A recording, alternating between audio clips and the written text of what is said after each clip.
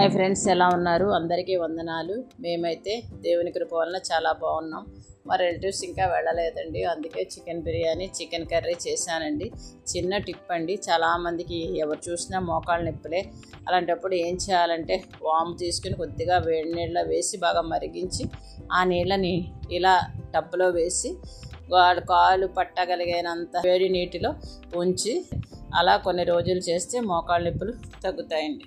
చిన్న మాట, దీనులను ఉన్నత స్థలములలో నిలుపును, దుఃఖపడు వారిని క్షేమమునకు లేవనెత్తును. చూడండి, లోకంలో చాలాసార్లు బాధపడుతున్నవారు, నిరాశలో ఉన్నవారు కనిపిస్తారు. కానీ దేవుడు వారిని ఎప్పటికీ మర్చిపోడు. సరైన సమయంలో వారిని నిలబెడతాడు. దీనత అంటే బలహీనత కాదు, దేవుని మీద ఆధారపడే మనస్సు. మనిషి తన శక్తిపై కాక దేవునిపై ఆధారపడినప్పుడు దేవుడు అతని ఉన్నత స్థానంలో నిలుపుతాడు. చూడండి, చిన్న గొర్రెల కాపరిగా ఉన్న దావీదును ఇశ్రాయేలు రాజుగా చేశాడు. అలానే జీవితంలో కొన్నిసార్లు కష్టాలు, నిరాశలు వస్తాయి. మనుషులు సహాయం చేయలేని పరిస్థితులు వస్తాయి.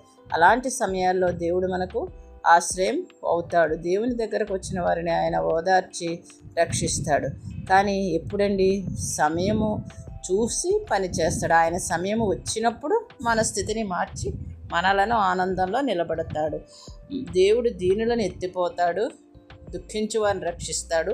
ఆయన మీద విశ్వాసం ఉంచిన వారిని ఎప్పుడూ విడిచిపెట్టడు. అంటే దేవుడు దుఃఖాన్ని ఆనందంగా మారుస్తాడు.